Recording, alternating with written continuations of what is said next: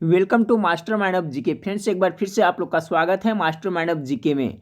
Friends, अगर आप Bihar police का फॉर्म भरे हैं, फ्रेंड्स बिहार कांस्टेबल का फॉर्म भरे हैं और इसकी तैयारी कर रहे हैं फ्रेंड्स, तो आप हमारे चैनल से जुड़ जाएं, क्योंकि फ्रेंड्स आपको सिविल सिलेबस के अनुसार हमारे चैनल पे आपका बिहार पुलिस की तैयारी करवाई जा रही है। देखिए फ्रेंड्स, अभी विषयवार में आपको सभी विषयों का ऑब्जेक्टिव प्रश्न प्रोवाइड कराता हूं। फ्रेंड्स लास्ट में मैं प्रैक्टिस सेट दूंगा फ्रेंड्स, जिसमें मिक्स रहेगा।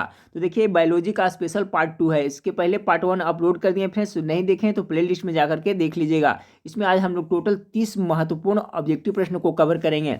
देखिए फ्रेंड्स, कोई भी प्रश्न आसान नहीं होता है, कोई भी प्रश्न है जो कठिन नहीं होता है। जो प्रश्न हम लोग जानते हैं फ्रेंड्स वो क्या हमारे लिए आसान हो जाता है, और जो नहीं जानते हैं फ्रेंड्स वो क्या कठिन होते हैं। इसलिए फ्रेंड्स अभी से आप सभी तरह का प्रश्न को याद करते चले। ठीक है फ्रेंड्स, छोटी सी रिक्वेस्ट है कि चैनल को अभी तक सब्सक्राइब नहीं किया फ्रेंड्स, तो चैनल को जरूर सब्सक्राइब करें ताकि महत्वपूर्ण वीडियो का नोटिफिकेशन मिलता रहे। ठीक है फ्रेंड्स, तो चलिए वीडियो शुरू करने से पहले वीडियो को लाइक नहीं किया फ्रेंड्स तो वीडियो को लाइक कर दें।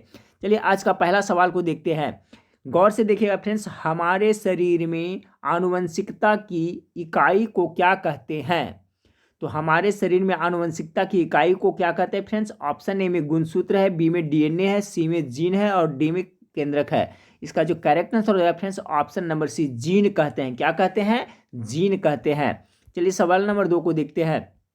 सवाल नंबर 2 है फ्रेंड्स कि जीवों में आनुवंशिक लक्षण संतान में ले जाते हैं, किसके द्वारा ले जाया जाता है फ्रेंड्स आनुवंशिक लक्षण? तो इसका करेक्ट आंसर हो जाएगा ऑप्शन नंबर बी, क्रोमोसोम के द्वारा ले जाया जाता है। सवाल नंबर 3 देखिए, सवाल नंबर 3 आपका है फ्रेंड्स कि निम्नलिखित में से कौन से सूक्ष्म जीवी जैव उर्वरक के रूप में प्रयोग होते हैं? तो इसका जो करेक्ट आंसर हो जाएगा friends option number A, cyanobacteria का प्रयोग उर्वरक के रूप में किया जाता है। बहुत ही महत्वपूर्ण सवाल है, एक बार फिर से सुने कि निम्नलिखित में से कौन से सूक्ष्म जीवी जैव उर्वरक के रूप में प्रयोग होते हैं? तो साइनोबैक्टीरिया का प्रयोग जैव उर्वरक के रूप में होता है। चलिए सवाल नंबर 3 को देखते हैं। सवाल नंबर 3 है फ्रेंड्स 2,4-D क्या है?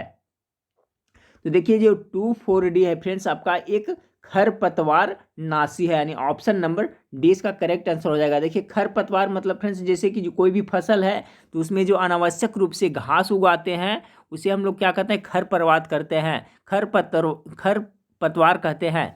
तो 2,4-D क्या है? ये एक खरपतवार नाशी है। ऑप्शन नंबर डी इसका करेक्ट आंसर हो जाएगा। सवाल नंबर 5 को देखते हैं फ्रेंड्स कि सोयाबीन में नाइट्रोजन फिक्सेशन के लिए जिम्मेवार बैक्टीरिया कौन है? देखिए फ्रेंड्स इसी टाइप का प्रश्न आपको बिहार पुलिस में पूछा जाएगा फ्रेंड्स, ध्यानपूर्वक देखिएगा। सोयाबीन में नाइट्रोजन फिक्सेशन के लिए जिम्मेवार बैक्टीरिया का नाम क्या है फ्रेंड्स? तो इसका जो राइट आंसर हो जाएगा option number D, rhizobium trifolii इसका नाम है। क्या है? Rhizobium trifolii. चलिए सवाल नंबर 6 को देखें। सवाल नंबर 6 फ्रेंड्स कि मानव शरीर की कोशिकाओं में पाए जाने वाले गुणसूत्र जोड़ों की संख्या कितनी है? तो जोड़ों कितने जोड़े होते हैं फ्रेंड्स? सिंपल सा प्रश्न है, गेस करें। तो 23 जोड़े होते हैं। ऐसे पूछा जाए संख्या में तो कितना? 46 हो जाएगा। ठीक है फ्रेंड्स, तो गुणसूत्रों की संख्या कितना? 23 जोड़ा या 46। चलिए सवाल नंबर 7 को देखते हैं। सवाल नंबर है कि जीवन की मूलभूत इकाई क्या है? तो देखिए हमारे जीवन की जो मूलभूत इकाई है, यूनिट है, जो क्या है? कोशिका है। ऑप्शन नंबर ए सही आंसर हो जाएगा। सवाल नंबर 8 को देखिए। सवाल नंबर 8 आपका फ्रेंड्स कि निम्नलिखित में से किन कोशिकाओं में नाभिक नहीं होता है? तो इसका देखिए लाल रक्त कोशिका होता है फ्रेंड्स, उसमें नाभिक का अभाव होता है, नाभिक नहीं पाया जाता है। ऑप्शन नंबर बी इसका करेक्ट आंसर होगा। देखिए फ्रेंड्स ये प्रश्न बहुत बार एग्जाम में रिपीट हुआ है, आपका रेलवे ग्रुप डी में और एसएससी में भी, तो याद रखिएगा फ्रेंड्स इस तरह का प्रश्न, निम्नलिखित में से किन कोशिकाओं में नाभिक नहीं होता है? तो लाल रक्त कोशिका में नाभिक नहीं होता है। चलिए सवाल नंबर 9 को देखिए। सवाल नंबर 9 है फ्रेंड्स कि वह सबसे छोटा जीव कौन है जो स्वयं विकास एवं प्रजनन करने में समर्थ है? तो कौन सा जीव है फ्रेंड्स? गेस करें। ऑप्शन ए में विषाणु, बी में जीवाणु होगा फ्रेंड्स, यहाँ पर टाइपिंग मिस्टेक हुआ। ठीक है, ऑप्शन ए में आपका विषाणु, बी में जीवाणु और सी में माइक्रोप्लाज्मा और डी में बैक्टीरियोफेज है। इसका जो करेक्ट आंसर हो जाएगा फ्रेंड्स आपका ऑप्शन नंबर सी हो जाएगा, माइक्रोप्लाज्मा। ठीक है, माइक्रोप्लाज्मा एक ऐसा जीव है फ्रेंड्स जो क्या है? स्वयं विकास एवं प्रजनन करने में समर्थ है। चलिए सवाल नंबर 10 को देखते हैं। सवाल नंबर 10 है कि प्रोटीन संश्लेषण में निम्न कोशिका अंगों में से किनकी भूमिका सबसे अधिक महत्वपूर्ण है? तो देखिए प्रोटीन के संश्लेषण में फ्रेंड्स सबसे महत्वपूर्ण भूमिका किसकी है, तो इसका करेक्ट आंसर हो जाएगा फ्रेंड्स ऑप्शन नंबर सी, अंतःद्रव जालिका और राइबोसोम की भूमिका है। ठीक फ्रेंड्स, ऐसे भी प्रोटीन संश्लेषण का केंद्र किसे कहा जाता है, तो राइबोसोम को कहा जाता है, ये भी याद रखिएगा। तो सवाल नंबर 10 का राइट आंसर हो जाएगा ऑप्शन नंबर सी, अंतःद्रव जालिका और राइबोसोम। सवाल नंबर 11 को देखें। सवाल नंबर 11 आपका है फ्रेंड्स कि पादप कोशिका जंतु कोशिका से किस प्रकार भिन्न होती है। ये भी VVI सवाल है फ्रेंड्स, ये भी एग्जाम में पूछा हुआ सवाल है। तो देखिए किसके कारण से भिन्न होती है, तो इसका राइट आंसर हो जाएगा ऑप्शन नंबर बी, कोशिका भित्ति। देखिए पादप कोशिका, पादप मतलब क्या होता है, पेड़ पौधे, तो पेड़ पौधे में कोशिका भित्ति पाई जाती है, जबकि जंतु कोशिका में आपको कोशिका भित्ति नहीं पाई जाती है। ये कारण के दोनों में अंतर है। ठीक है, तो पादप कोशिका जंतु कोशिका से किस प्रकार भिन्न है, तो कोशिका भित्ति के कारण। चलिए सवाल नंबर 12 को देखते हैं। सवाल नंबर 12 है कोशिका झिल्ली। कोशिका झिल्ली कहे फ्रेंड्स या प्लाज्मा झिल्ली किसकी बनी होती है, ये भी बहुत महत्वपूर्ण सवाल है फ्रेंड्स। तो देखिए आपका जो कोशिका झिल्ली या प्लाज्मा झिल्ली है वो आपको प्रोटीन एवं लिपिड की बनी होती है। ऑप्शन नंबर ए इसका करेक्ट आंसर हो जाएगा। चलिए सवाल नंबर 13 को देखिए फ्रेंड्स, ये सब का आपको PDF अगर चाहिए फ्रेंड्स तो इस वीडियो के नीचे डिस्क्रिप्शन में मैं लिंक दे दूंगा फ्रेंड्स, उसमें आपको PDF भी मिल जाएगा। इसमें जो लिंक रहेगा फ्रेंड्स वो मेरा वेबसाइट का रहेगा। तो जितना भी मैं पढ़ाऊंगा फ्रेंड्स सभी को प्रैक्टिस शीट बना करके अपने वेबसाइट पे डाल दूंगा फ्रेंड्स, वहाँ पर आप जा करके chapter by chapter free of cost पढ़ सकते हैं। ठीक है, सवाल नंबर 13 देखें। मानव शरीर में सर्वाधिक प्रचुर मात्रा में पाए जाने वाला तत्व है, तो कौन सा तत्व है जो मानव शरीर में सबसे अधिक पाया जाता है फ्रेंड्स, गेस करें। ऑप्शन ए में आयोडीन, बी में लोहा, सी में सोडियम, डी में ऑक्सीजन। तो देखिए इस तरह से प्रश्न पूछा जाए आपसे फ्रेंड्स कि मानव शरीर में सर्वाधिक प्रचुर मात्रा में पाए जाने वाला तत्व कौन है, तो ये ऑक्सीजन हो जाएगा। ऑक्सीजन तत्व सबसे अधिक मानव शरीर में पाया जाता है। अगला सवाल है फ्रेंड्स, अगला सवाल है कि हमारे शरीर का अधिकतम भार बना होता है, जो हमारे शरीर का वेट होता है फ्रेंड्स उसमें किसकी मात्रा सबसे अधिक होती है, तो इसका right answer option number D हो जाएगा, जल का। ऐसे फ्रेंड्स जनरली सवाल पूछा जाता है कि मानव शरीर में जल कितना प्रतिशत होता है फ्रेंड्स, तो लगभग आपको 65% होता है। ठीक है फ्रेंड्स, 65 से 70% होता है, लेकिन एग्जैक्ट आप कहीं पे सेट देखिएगा फ्रेंड्स उसमें आपको 65% देगा। तो इसका प्रश्न क्या था फ्रेंड्स कि हमारे शरीर का अधिकतम भार बना किसका होता है, तो जल का होता है, जल के कारण। चलिए अगला सवाल को देखते हैं। अगला सवाल है फ्रेंड्स कि गुणसूत्र निम्नलिखित में से किसका परिवर्तित रूप है। तो देखिए जो गुणसूत्र होता है फ्रेंड्स वो क्रोमेटिन धागों का ही परिवर्तित रूप होता है। ठीक है, क्रोमेटिन धागा इस तरह से होता है फ्रेंड्स, तो इसी का परिवर्तित रूप है जो गुणसूत्र है। तो ऑप्शन नंबर ए है जो राइट आंसर हो जाएगा। गुणसूत्र निम्नलिखित में से किसका परिवर्तित रूप है, तो क्रोमेटिन धागों का। चलिए सवाल नंबर 16 को देखते हैं। सवाल नंबर 16 है फ्रेंड्स कि संवहनी पौधों में पानी ऊपर किसके द्वारा पहुंचता है। देखिए फ्रेंड्स जो आपका पेड़ पौधा है फ्रेंड्स उसमें जो जड़ से पानी ऊपर पहुंचाया जाता है तो किसके द्वारा, तो जाइलम उत्तक के द्वारा पहुंचाया जाता है। एक फ्लोएम होता है। ठीक है फ्रेंड्स, तो फ्लोएम से संबंधित एक प्रश्न नीचे है उसे देख लिया, दोनों ही बहुत ही महत्वपूर्ण सवाल है। तो ये इसका क्लियर हो गया फ्रेंड्स कि संवहनी पौधे में पानी ऊपर किसके द्वारा पहुंचाया जाता है, तो जड़ से जो पानी ऊपर पहुंचाया जाता है जाइलम उत्तक के द्वारा पहुंचाया जाता है। अगला सवाल है फ्रेंड्स कि पौधों में फलो, यहाँ देखिए टाइपिंग मिस्टेक हुआ है। ठीक है फ्रेंड्स, पौधों में यहाँ पर हो जाएगा आपका फ्लोएम हो जाएगा। पौधों में फ्लोएम मुख्य उत्तरदायी है। तो देखिए जाइलम का कार्य क्या था फ्रेंड्स कि जड़ों से पानी को पूरे सभी जगह पहुंचाना होता है फ्रेंड्स, लेकिन फ्लोएम का काम क्या है, जो पेड़ पौधे में पत्ते में जो खाना बनता है, आहार बनता है, उसका वाहन के लिए उत्तरदायी है। तो ऑप्शन नंबर ए इसका राइट आंसर हो जाएगा। पौधों में फ्लोएम मुख्य उत्तरदायी है किसके लिए, तो आहार वाहन के लिए, यानी फ्लोएम के द्वारा पेड़ पौधे के हर एक अंग में आहार यानी खाद्य भोजन पहुंचाया जाता है। चलिए सवाल नंबर 18 को देखिए, बहुत ही इंपॉर्टेंट सवाल है फ्रेंड्स। रक्त यानी ब्लड क्या है, तो गेस करिए क्या है फ्रेंड्स, ब्लड क्या है, एक संयोजी उत्तक है, एक उपकलिक उत्तक है, ये पेशी उत्तक है, या इनमें से कोई नहीं है। तो देखिए जो ब्लड होता है फ्रेंड्स एक संयोजी उत्तक का उदाहरण है। ठीक है ना, ऑप्शन नंबर ए इसका करेक्ट आंसर हो जाएगा। याद रखिएगा ब्लड क्या है, एक संयोजी उत्तक है। चलिए सवाल नंबर 19 को देखते हैं। सवाल नंबर 19 है फ्रेंड्स कि रक्त समूह का खोज किसने की थी, गेस करें फ्रेंड्स किसने किया था, तो कार्ल लैंडस्टीनर ने रक्त समूह का खोज किया था। ऑप्शन नंबर सी इसका बिल्कुल राइट आंसर हो जाएगा। एक प्रश्न और पूछा जाता है फ्रेंड्स कि रक्त परिसंचरण का खोज किसने किया था, तो उसका हो जाएगा आपका विलियम हार्वे। लेकिन रक्त समूह अर्थात ब्लड ग्रुप का खोज किसने किया था, तो कार्ल लैंडस्टीनर ने किया था। सवाल नंबर 20 को देखिए, हिस्टोलॉजी के अंतर्गत किसका अध्ययन किया जाता है?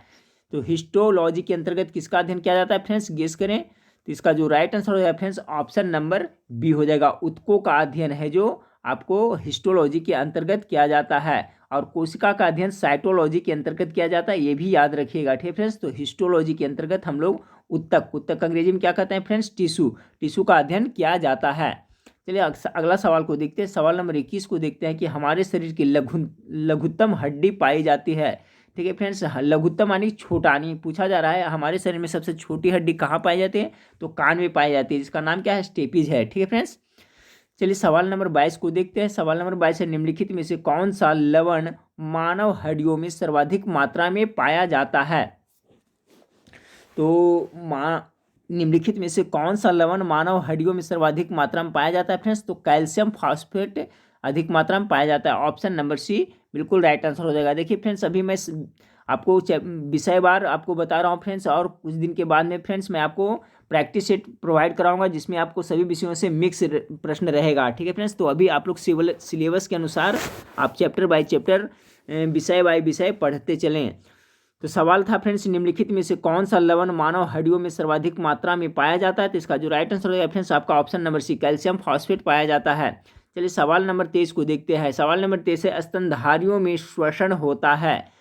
तो देखिए जो भी स्तनधारी है फ्रेंड्स उसमें श्वसन होता है फेफड़ा के द्वारा, यानी ऑप्शन नंबर डी इसका राइट आंसर है। देखिए बहुत ही महत्वपूर्ण सवाल है फ्रेंड्स, ये भी पूछा हुआ प्रश्न है कि स्तनधारियों में श्वसन होता है तो फेफड़ा के द्वारा होता है। अगला सवाल है फ्रेंड्स कि प्लाज्मा में जल का प्रतिशत कितना होता है? तो गेस करिए कितना होता है फ्रेंड्स। ऑप्शन ए में 60, बी में 70, सी में 80%, डी में 90%। तो देखिए जो प्लाज्मा होता है उसमें जल की मात्रा कितना होता है, तो 90% होता है, यानी ऑप्शन नंबर डी इसका करेक्ट आंसर हो जाएगा। चलिए अगला सवाल को देखते हैं फ्रेंड्स। अगला सवाल है कि रक्त शरीर में कार्य करता है। रक्त यानी ब्लड है जो हमारे शरीर में क्या कार्य करता है फ्रेंड्स? तो गेस करें। ऑप्शन ए में सारे शरीर में ऑक्सीजन पहुंचाता है, बी में तरलता बनाता है, सी में भोजन पाचन में सहायक है, डी खड़े होने में सहायता करता है। इसका right answer option number A होगा, सारे शरीर में ऑक्सीजन पहुंचाता है। ठीक है फ्रेंड्स, देखिए जो रक्त होता है फ्रेंड्स, रक्त ब्लड होता है, ब्लड में क्या होता है, हेमोग्लोबिन होता है। तो हेमोग्लोबिन होता है जो फ्रेंड्स दो पार्ट मिलकर के बना होता है, एक हीमो होता है और दूसरा ग्लोबिन से मिलकर बना होता है। तो देखिए फिर हीम के कारण है जो लाल रंग होता है, रंजक है वो फ्रेंड्स, और ग्लोबिन है जो एक प्रकार का प्रोटीन है जो ऑक्सीजन और कार्बन डाइऑक्साइड से संयोग करता है। ठीक है फ्रेंड्स, तो देखिए इसमें ऊपर से प्रश्न पूछा गया है, रक्त शरीर में क्या कार्य करता है? तो रक्त हमारे शरीर में क्या करता है, ऑक्सीजन पहुंचाने का कार्य करता है। ऑप्शन नंबर ए है जो इसका राइट आंसर हो जाएगा। सवाल नंबर 26 को देखिए फ्रेंड्स कि लाल रक्त कणिकाएं मुख्यतः बनती है। आरबीसी के बारे में कहा जा रहा है फ्रेंड्स, आरबीसी। ठीक है, तो आरबी रेड ब्लड कॉर्पलेसेस यानी लाल रक्त कणिकाएं कहाँ बनती है? तो इसका निर्माण आपका अस्थि मज्जा में होता है। ठीक फ्रेंड्स, अगर पूछा जाए कि आरबीसी का जीवन काल कितना होता है तो लगभग 120 दिन इसका जीवन काल होता है, जबकि डब्ल्यूबीसी का जीवन काल कितना होता है फ्रेंड्स, तो 3 से 4 दिन होता है। तो ये सब भी जरूर याद रखिएगा। तो लाल रक्त कणिकाएं अर्थात आपका आरबीसी का निर्माण कहाँ होता है, तो अस्थि मज्जा, जिसको अंग्रेजी में क्या कहते हैं, बोन मैरो कहा जाता है।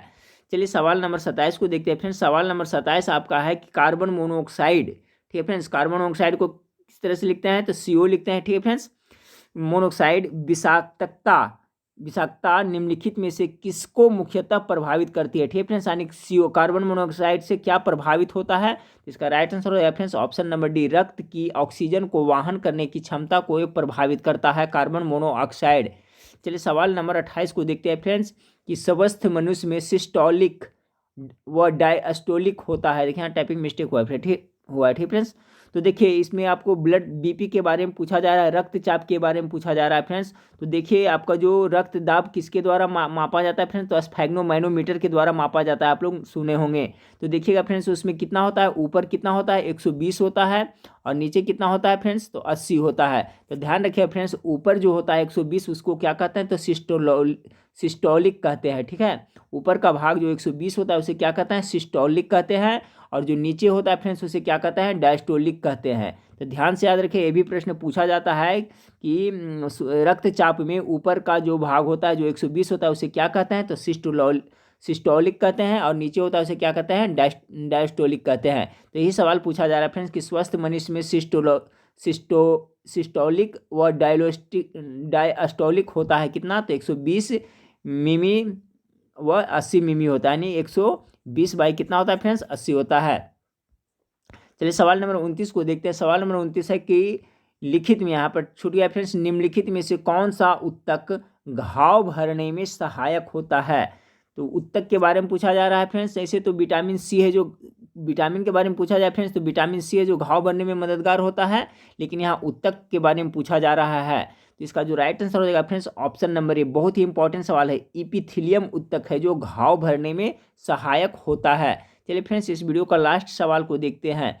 लास्ट सवाल है, प्याज में खाद्य पदार्थ किस रूप में संचालित होता है। तो जो प्याज होता है फ्रेंड्स उसमें जो खाद्य पदार्थ होता है वो सेलुलोज के रूप में संचालित होता है। ऑप्शन नंबर ए इसका करेक्ट आंसर हो जाएगा।